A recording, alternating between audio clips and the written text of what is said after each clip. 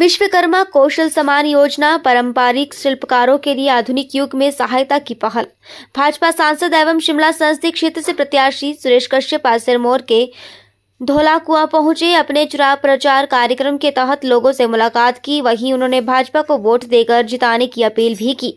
उन्होंने कहा कि प्रधानमंत्री नरेंद्र मोदी के नेतृत्व में देश आज नई ऊंचाइयों को छू रहा है, जिसमें आज अंतर्राष्ट्रीय स्तर पर भारत को नई पहचान मिली है। प्रधानमंत्री मोदी ने अपने 10 वर्ष के कार्यकाल में ऐसी कई स्कीमों की शुरुआत की है, जिसका फायदा गरीब वर्गों को हो रहा है। उन्होंने कहा कि विश्वकर्मा कौशल सम्मान योजना एक ऐसी स्कीम है जिसका मकसद अपने हाथों और औजारों की मदद से काम करने वाले कारीगरों और शिल्पकारों को सहायता प्रदान करना है। सांसद सुरेश कश्यप ने कहा कि प्रधानमंत्री वोकल फॉर लोकल को बढ़ावा देते हैं। वो स्थानीय कारीगरों द्वारा तैयार किए गए उत्पादों को उपहार में देकर भारतीय हस्तकला के अंतर्राष्ट्रीय एम्बेसडर बन गए हैं। उन्होंने कहा कि ये न केवल हस्तशिल्पकारों के कौशल को प्रदर्शित करता है, बल्कि उन्हें सशक्त भी बनाता है। आदरणीय विनय गुप्ता जी, प्रदेश में सचिव भाई मनीष जी, मंडल के हमारे सम्मानीय अध्यक्ष भाई प्रताप जी, मंडल के महामंत्री और पूर्व प्रधान आदरणीय भाई मलकीत चौधरी जी, यहाँ आज के कार्यक्रम में मौजूद आदरणीय श्री गुलजारी लाल जी, हमारे पूर्व प्रधान श्री सुरेंद्र पाल जी, हमारे वार्ड के सदस्य केवल सिंह जी, मदन जी, नरेंद्र जी, गुरनाम जी,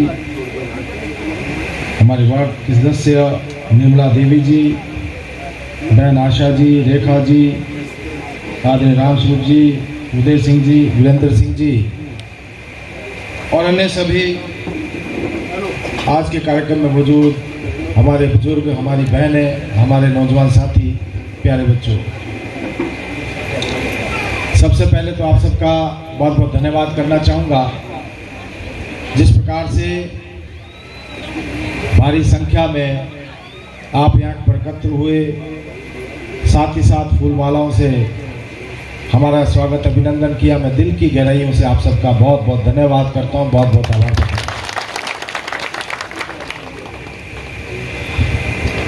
लोकसभा का चुनाव और ये महापर्व जो कि 5 साल के बाद आया है,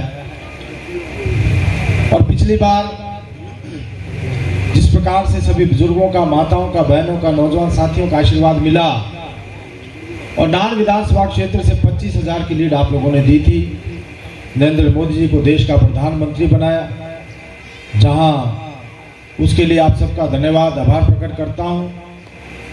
साथ ही इस बार भी आपसे निवेदन करना चाहूंगा कि मोदी जी को तीसरी बार देश का प्रधानमंत्री बनाना है, और वो तभी संभव हो पाएगा जब आप सबका आशीर्वाद मिलेगा। 1 जून को मतदान है और 1 जून को एक एक वोट कमल के फूल के लिए पड़े, भारतीय जनता पार्टी के लिए पड़े, ताकि आदरणीय मोदी जी को हम तीसरी बार देश का प्रधानमंत्री बना सकें। जिसके पास घर नहीं था उसको घर देना, घर में बिजली, पानी, शौचालय, घर में गैस देना, 5 लाख रुपए तक मुफ्त इलाज की सुविधा, और 70 अब तो इस बार का जो घोषणा पत्र है उसमें तो कहा गया है, माननीय मोदी जी ने कहा कि 70 वर्ष के ऊपर के जितने भी हमारे बुजुर्ग हैं, हमारी माताएं हैं, सभी को 5 लाख रुपए तक मुफ्त इलाज की सुविधा दी जाएगी। सबका जो है आयुष्मान कार्ड बनेगा, मोदी कार्ड बनेगा, ताकि सभी लोगों को उसका लाभ हो। किसानों के खातों में 6,000 रुपया 3 किस्तों में डालने का काम, और ऐसे अनेकों काम पिछले 10 सालों में हमारी सरकार ने किए हैं। और सबसे बड़ी बात, जिस प्रकार से मोदी जी का लक्ष्य इस देश को आगे ले जाना, इस देश को विकसित राष्ट्र बनाना, और मैं इस बात को कह सकता हूं कि पिछले 10 सालों में माननीय प्रधानमंत्री मोदी जी ने एक भी दिन अवकाश नहीं लिया, एक भी दिन छुट्टी नहीं ली है। 24 घंटे 7 दिन केवल और केवल इस देश को मजबूत बनाने के लिए, इस देश को खुशहाल बनाने के लिए, इस देश को और आगे ले जाने के लिए, इस देश की और तरक्की करने के लिए निरंतर प्रयास कर रहे हैं। ऐसा व्यक्ति तीसरी बार देश का प्रधानमंत्री बनाना जो है, ये हम सब के लिए अति आवश्यक है। ये चुनाव देश का चुनाव है, ये सुरेश कश्यप का चुनाव नहीं है, देश का चुनाव है। और देश में नरेंद्र मोदी जी को तीसरी बार देश का प्रधानमंत्री बनाना है।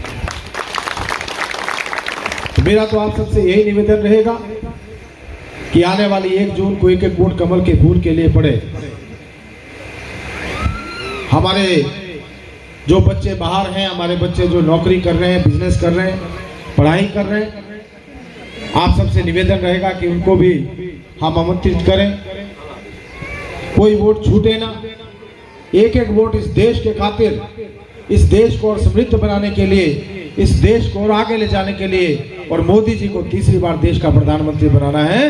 उसके लिए आप सबका आशीर्वाद मिले, सभी बुजुर्गों का, माताओं का, बहनों का, नौजवान साथियों का, ताकि हम मोदी जी को तीसरी बार देश का प्रधानमंत्री बना सकें और शिमला सीट को चौथी बार जीत सकें। ऐसा निवेदन करते हुए आप सब यहाँ पर पधारे, हमारे बुजुर्ग हैं, हमारी माताएं, बहनें, नौजवान साथी, सभी का अभिनंदन, स्वागत और धन्यवाद करते हुए मैं अपनी वाणी को यहीं विराम देता हूँ। बहुत बहुत धन्यवाद। जय हिंद, जय हिमाचल। मोदी जी को देश का प्रधानमंत्री क्यों बनाना? मैं समझता हूँ आज बच्चा बच्चा इस बात को जानता है। 10 वर्ष का कार्यकाल माननीय मोदी जी का जो रहा है, जिस प्रकार से मोदी जी ने काम किए हैं, देश की दिशा और दशा बदलने का काम किया है, वो किसी से छिपा नहीं है। आज जिस प्रकार से आज हमारा देश आगे बढ़ रहा है, तेज गति से विकास कर रहा है, कभी भ्रष्टाचार के लिए जाना जाना वाला देश आज दुनिया में 5वीं सबसे बड़ी अर्थव्यवस्था बना है, सबसे तेज गति से विकास कर रहा है। और 10 सालों में ऐतिहासिक काम अगर हम देखें, चाहे धारा 370-35 को समाप्त करने की बात हो, चाहे 3 तलाक को समाप्त करने की बात हो, या फिर महिलाओं को 33% आरक्षण लोकसभा और विधानसभा में देने की बात हो, और जो राम मंदिर का मुद्दा पिछले 5 सालों से चला रहा था, वो भी अगर सिरे चढ़ पाया तो तभी चढ़ पाया जब नरेंद्र मोदी इस देश के प्रधानमंत्री।